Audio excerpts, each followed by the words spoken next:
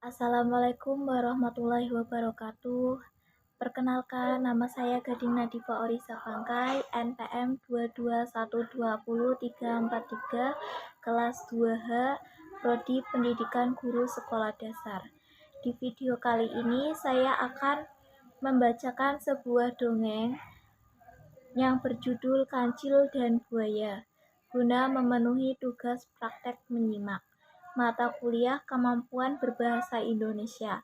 Mari kita simak ceritanya, teman-teman.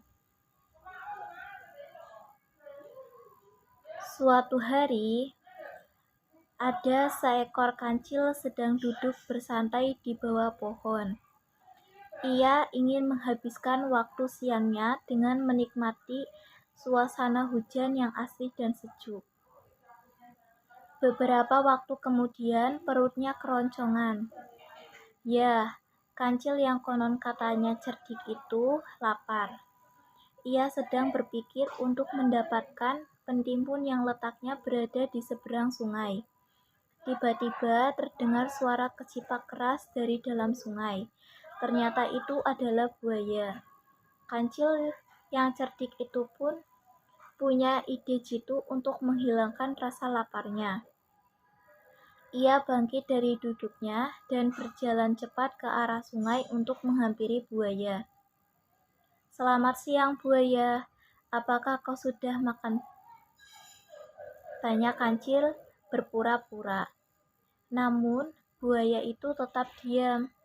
Nampaknya ia tertidur pula sehingga tidak menjawab pertanyaan kancil. Si kancil pun mendekat. Kini jaraknya dengan buaya hanya 1 meter saja. "Hai buaya, aku punya banyak daging segar. Apakah kau sudah makan siang?" tanya kancil dengan suara yang dikeraskan. Buaya itu tiba-tiba mengibaskan ekornya di air. Ia bangun dari tidurnya. "Ada apa? Kau mengganggu tidurku saja," jawab buaya agak kesal. "Sudah kubilang, aku punya banyak daging segar. Tapi aku malas untuk memakannya. Kau tahu bukan, kalau aku tidak suka daging.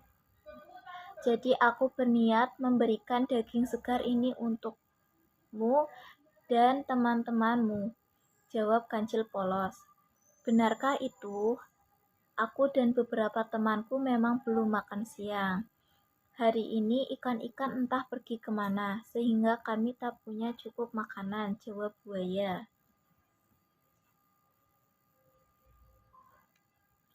"Kebetulan sekali.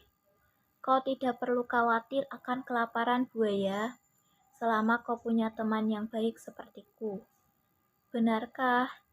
"Hehehe," ujar kancil sembari memperlihatkan deretan gigi runcingnya. "Terima kasih, kancil. Ternyata hatimu begitu mulia. Sangat berbeda dengan apa yang dikatakan oleh teman-temanmu di luar sana. Mereka bilang kalau kau licik dan suka memanfaatkan keluguan temanmu untuk memenuhi segala ambisimu," jawab buaya yang polos tanpa ragu-ragu. Mendengar itu, kancil sebenarnya agak kesal. Namun, ia harus tetap terlihat baik demi mendapatkan mentimun yang banyak di seberang sungai. "Aku tidak mungkin sejahat itu. Biarlah mereka hanya belum mengenalku saja.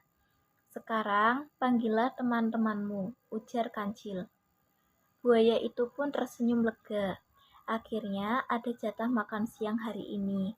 "Teman-teman, keluarlah, kita punya jatah makan siang hari ini yang sangat menggoda.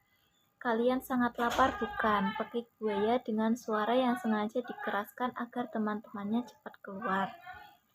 Tak lama kemudian, 8 ekor buaya yang lain pun keluar secara bersamaan.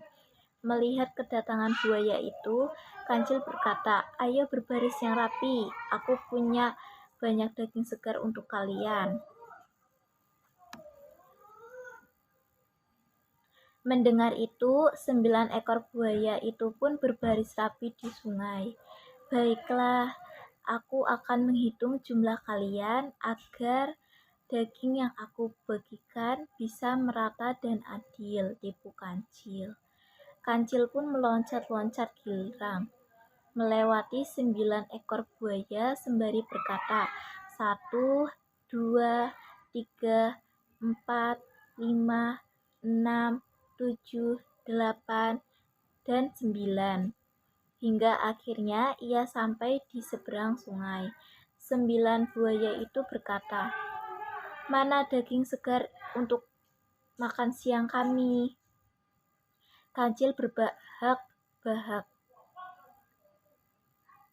Kemudian berkata, "Betapa bodohnya kalian. Bukankah aku tak membawa sepotong pun daging segar di tangan?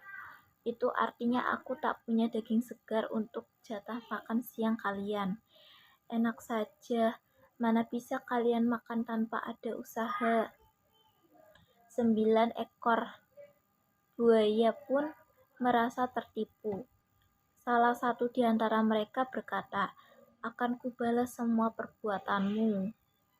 Kancil pun pergi sembari berkata, "Terima kasih buaya bodoh, aku pamit pergi untuk mencari mentimun yang banyak. Aku lapar sekali."